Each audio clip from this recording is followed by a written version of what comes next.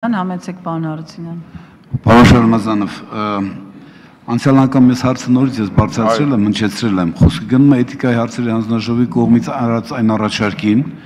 որ քառօրյայի օրակարգում ընդգրկված մեր ընդդիմադիր գործընկերների առաջարկը կապված ազգային ժողովի կանոնակարգում փոփոխություններ կատարելու մասին,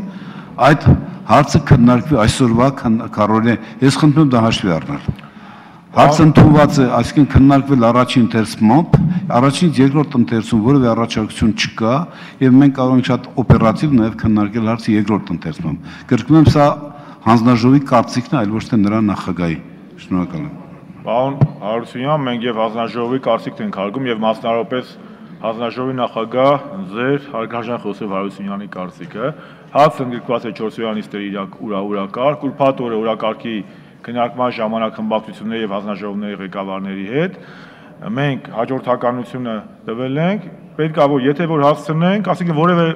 խոչընդոտ արհեստական ազգային ժողովի նախագահությունը չի պատրաստվում իրականացնել, պարզապես կա հերթականություն եւ կախված է ինչպիսի ինտենսիվությամբ մենք կքննարկենք հարցերը։ Իսկ այ որ ընդգրկված է ձեր նշած հարցը, սա փաստ է եւ ես եւս մեկ անգամ վերահաստատում եմ դա։